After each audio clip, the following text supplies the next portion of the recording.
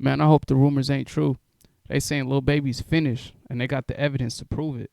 In the Oakland City neighborhood last summer. Atlanta police announced 7 arrests today in connection with the teen's deaths, along with the shooting of a 12-year-old. Atlanta News First Madeline Montgomery is live tonight outside Atlanta Police Headquarters. So Madeline, police believe this stemmed from an incident during a rap music video? That's right, and they wouldn't name the rapper in the news conference today, but they did name him in this arrest warrant, Dominique Jones, who goes by Lil Baby, and they say they are working around the clock until they can arrest him too.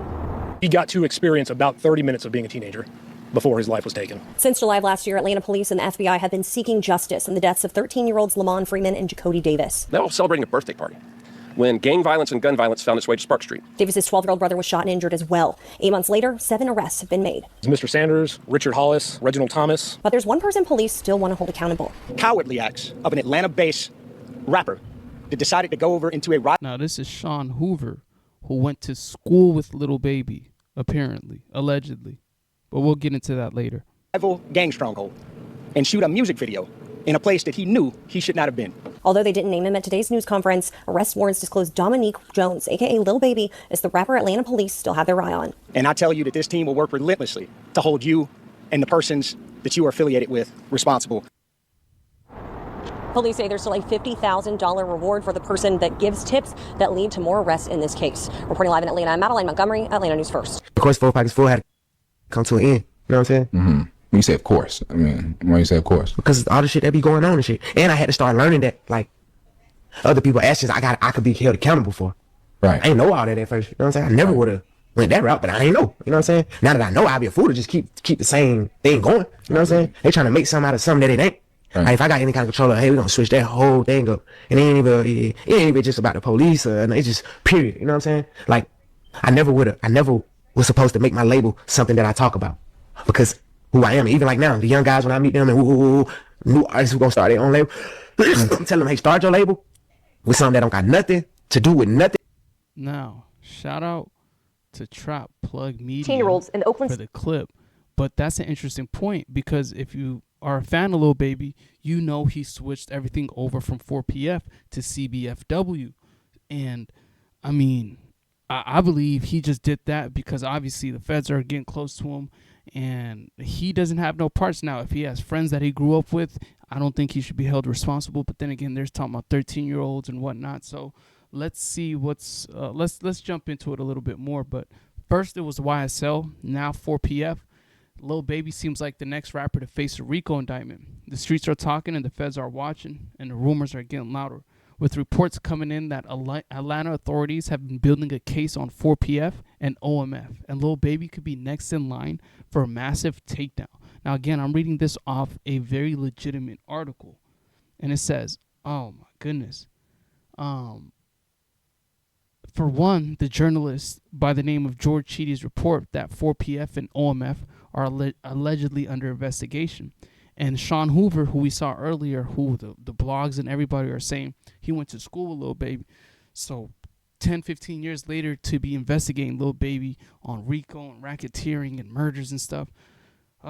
Full circle, right? A clip of Lil Baby. Oh, my goodness. Now, it gets a little deeper because when you think about the seriousness of them breaking down the case between these two people, they already have a lot of information, like a lot of, just from reading this article, it seems like they have, it says, George Cheedy and law enforcement sources suggest that Lil Baby's label 4PF and the rival group OMF, Only My Family, are under investigation for ties to violent gangs in Atlanta. The feds and local authorities are concerned about their connection to criminal activity, including drug trafficking, extortion, and violence. The evidence, social media posts, whoa, they got their whole social, well, obviously, this is just like song lyrics as well, just like they use in Young Thug and Wild Sales case. They got witness testimonies. Now, the murder cases is what, that's what the feds is like, okay, that's when the big boys need to jump in. And it says, some of the violent crimes in Atlanta have been linked to the ongoing feud between 4PF and OMF. The most notable case is the murder of Keontae Davis, a key figure in a 22 murder trial. This incident is allegedly tied to the gang violence that has plagued the city. The death of two 13-year-olds has also raised questions about the escalating violence. Now, Investigators have pointed to gang affiliations and territorial disputes between 4PF and OMF. The fact that a young child was killed in the crossfire makes it even more critical for authorities to crack down. In many RICO cases, the prosecution uses murder and violent acts as leverage to build case against an entire organization. The goal is to show that criminal activity was not just the actions of individuals, but part of a broader, coordinated effort. Now, what does Lil Baby have to do with all of this? Right? Lil Baby's going on tour. Lil Baby's doing what Lil Baby does. Despite Lil Baby's success and his attempts to distance himself from the streets, some reports suggest that his name still carries weight in 4PF operations. The issue here is guilt by association. Even if Lil Baby isn't directly involved in any criminal activity, his leadership role in 4PF could be enough to bring him under scrutiny. Now, he has widely known affiliation with alleged gang members.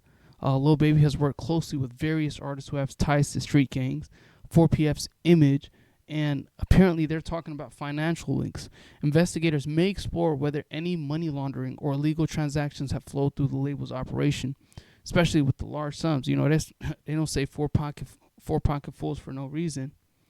Now, obviously the feds are realizing he switched everything over. He CBFW. They're not going with the 4 pockets full. We leaving that behind. In 2023, Lil Baby rebranded his label from 4PF to Glass Window Entertainment, or CBFW. Many speculate that this move was an attempt to distance himself from the growing legal and criminal scrutiny surrounding 4PF. By rebranding, he may be attempting to avoid association with criminal activity that could ultimately lead to a RICO charge.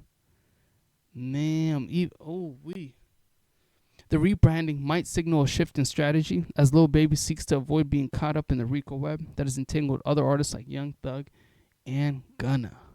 Now, why does that matter? Now,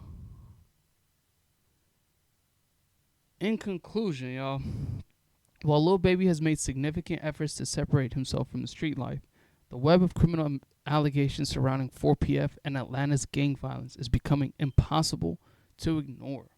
Whether or not Lil Baby is directly involved in any criminal activity, the investigation into his label is deepening as legal risks are mounting. The world is watching to see if Lil Baby will be caught in the same RICO storm that has already taken many down in hip-hop. Oh, we.